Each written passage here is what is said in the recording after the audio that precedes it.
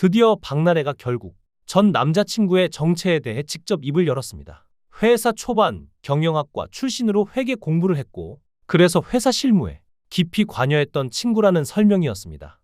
회계와 계약, 법인 자금까지 만지는 핵심 역할을 맡겼다는 이야기였습니다. 하지만 이 해명이 나오자마자 전 매니저는 전혀 다른 이야기를 꺼냅니다. 경영학과 출신이라는 설명과 달리 한 학기만 다니고 오래전에 자퇴한 것으로 알고 있다는 주장입니다. 이 말이 왜 충격적이었을까요?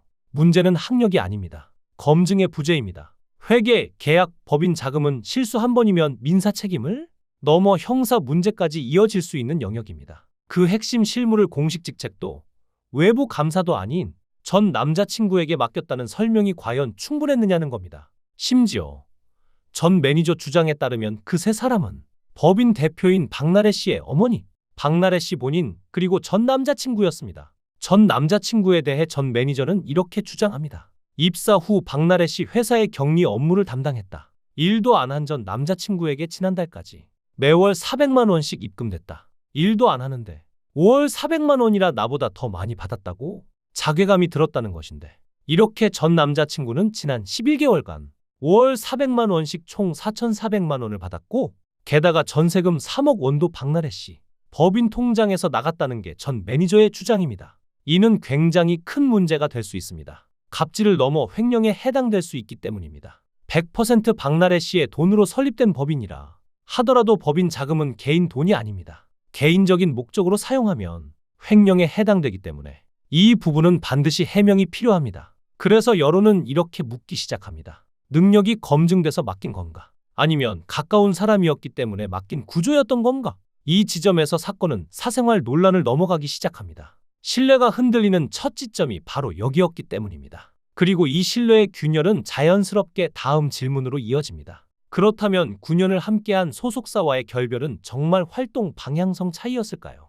박나래가 몸담았던 JDB 엔터테인먼트 공식 입장은 늘 같았습니다. 활동 방향성의 차이. 하지만 전 매니저의 증언과 여러 정황이 나오면서 전혀 다른 이야기들이 수면 위로 떠오릅니다. 재계약 당시 박나래가 예상보다 훨씬 높은 계약금을 요구했고 그 과정에서 감정적인 충돌까지 있었다는 주장입니다. JDB 측은 돈보다 일적인 의견 차이가 컸다고 설명했지만 전 매니저는 계약금을 크게 불렀고 대표와 말다툼까지 있었다고 말합니다. 여기서 여론의 온도가 급격히 달라집니다. 왜냐하면 이 소속사는 단순한 회사가 아니었기 때문입니다. 김준호, 김대희, 업계에서는 박나래가 무명 시절부터 이들이 적극적으로 챙겼다는 이야기가 공공연하게 알려져 있습니다. 행사 MC 자리에 불러주고 행사비를 통째로 넘겨줬다는 이야기까지 나옵니다. 그래서 업계에서는 이런 말도 돌았습니다. 박나래를 키운 건 JDB라는 말입니다. 그렇기 때문에 결별 소식이 전해졌을 때 사람들은 단순히 계약이 끝났구나 라고 받아들이지 않았습니다. 이런 말들이 나오기 시작합니다. 저렇게까지 챙겨준 회사와 저렇게 끝내는 게 맞느냐? 만약 돈 문제로 틀어진 거라면 너무 냉정한 거 아니냐는 반응이었습니다. 그리고 이 인식의 결정타를 날린 것이 전 매니저의 또 다른 주장입니다. JDB 대표의 약점을 잡아오라는 지시가 있었고 그 녹취가 박나래 본인과 당시 남자친구에게 전송됐으며 지금까지 보관 중이라는 주장입니다. 사실 여부는 법적으로 가려질 문제입니다. 하지만 여론은 법보다 먼저 움직입니다. 만약 사실이라면 이건 단순한 계약 갈등이 아니라 사람의 문제라는 반응이 쏟아지기 시작합니다. 그래서 이때부터 사람들 입에서 이 단어가 나오기 시작합니다. 인간성, 돈을 더 벌고 싶다는 욕망이 아니라 사람을 대하는 방식에 대한 평가입니다. 이 흐름은 동료 관계에서도 드러납니다. 김지민, 박나래와 가장 가깝다고 알려졌던 인물입니다. 그리고 김지민의 결혼 상대는 김준호입니다. 그 결혼식에 박나래는 끝내 모습을 보이지 않았습니다. 일정 문제였을 수도 있습니다. 하지만 사람들은 이렇게 해석합니다. 회사와의 결별을 넘어서 사람 관계까지 이미 끊어진 상태 아니었느냐는 겁니다. 김준호는 무명 시절부터 박나래를 챙겼던 선배였고 김지민은 사적으로도 가장 가까웠던 친구였습니다. 이 둘의 결혼식에 모두 불참했다는 사실은 여론의 눈에는 이렇게 보입니다. 관계는 이미 끝나 있었던 것 아니냐.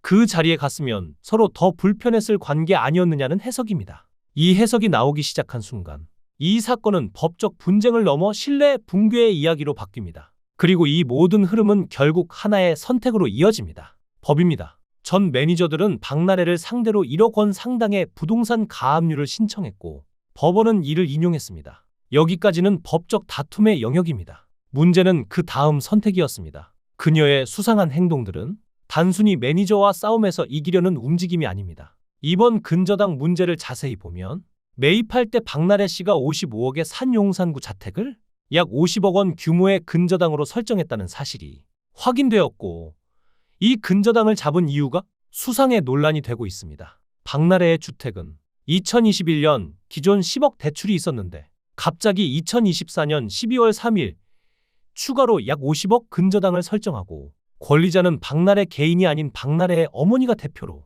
있는 1인 소속사 엠파크로 넘겼습니다. 이거 여기서부터 수상한 냄새가 나지 않나요?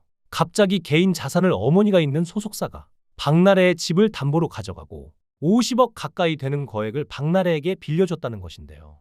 주택을 사면서 담보 걸어보신 분은 아시겠지만 표면적인 시가 기준 70억 되는 주택을 기존 11억 원을 포함해 총 60억 원 이상 대출을 한다는 게 말이 될까요?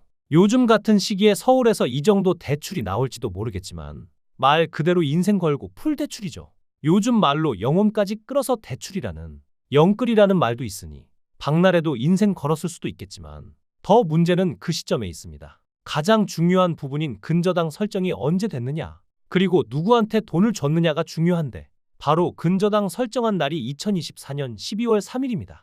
이 날은 매니저 측이 법원에 가압류 신청서 접수한 날이고, 디스패치를 통해 박나래 씨 갑질 의혹 및 손해배상, 가압류 관련 보도 최초 공개하기 전날입니다. 즉, 언론 보도 전날 매니저 측이 일한 임금인 1억 원 가압류 신청 당일입니다. 시점이 기가 막히지 않나요? 왜 이 시점이 기가 막히고 이렇게 될 경우 문제 무엇일까요? 부동산 권리 관계에서는 접수, 설정 순서가 곧 배당 우선순위가 됩니다. 즉, 박나래가 돈이 없어서 주택을 팔아야 할 때 먼저 빌려준 사람이 돈을 먼저 받을 수 있고, 앞사람 다 먼저 갚고 난 뒤에 돈이 남으면 뒤에 사람이 받을 수 있는 것입니다. 그럼 이 박나래 배당 추정 순위를 보면 1순위는 당연히 2021년 은행 근저당 약 11억 원일 테도 2순위는 매니저가 아니라 2024년 12월 3일 박나래 엄마 회사인 엠파크가 근저당 약 50억 원, 그리고 그 다음 마지막 순위인 매니저가 1억 원, 이렇게 된다는 것이죠. 즉, 매니저 측은 없는 돈 끌어서 겨우 박나래와의 소송에서 이기더라도 실제로는 돈을 거의 받지 못할 가능성이 있다는 것이죠. 그리고 더 열받게 2순위인 박나래? 엄마 회사가 돈을 다 가지고 간다는 것입니다. 그동안 갑질이란 갑질을 다 참아가며 일했고, 퇴사하며 내가 일한 돈 받겠다고 했지만 주지도 않고, 사과는 커녕 소송까지 당하면서 소송까지 하고, 끝까지 가더라도 돈을 못 받는다. 이거 사람이 맨정신에 살 수 있을까요? 과연 이게 제대로 된 법이 맞을까요? 물론 재산 은닉과 채권 회피 목적의 선제적 조치 가능성이 있어 보이는 것은 사실이지만 이는 의혹의 영역이고 당사자의 공식 해명은 아직 없는 상태라 의혹은 의혹입니다. 하지만 결과론적으로만 보더라도 열받지 않으세요? 심지어 매니저뿐만 아니라 광고주들도 받을 돈이 없을 수 있습니다. 은행 주고 박나래 엄마 회사 돈 주고 나면 돈이 어디 있겠어요? 하나뿐인 집 하나를 엄마 회사한테 풀 대출 받았는데 말이죠.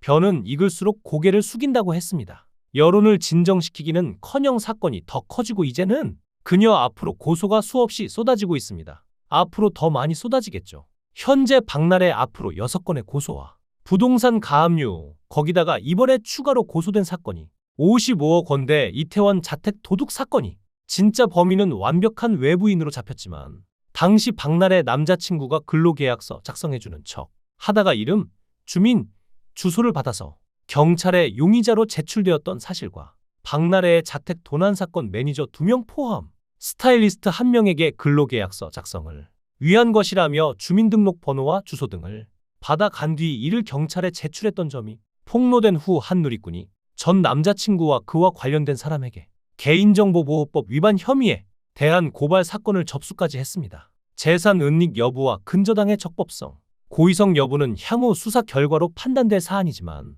단순히 매니저 사이의 갈등에서 비롯된 일에서 만약 재산 은닉의 문제까지 터진다면 큰일입니다. 그래도 한 인간으로서 걱정되네요. 박나래가 다시는 돌아올 수 없는 강을 건너고 있는 게 아니길 바랍니다. 여러분의 생각은 어떠신가요? 귀한 시간 시청해 주셔서 감사합니다. 강산TV였습니다.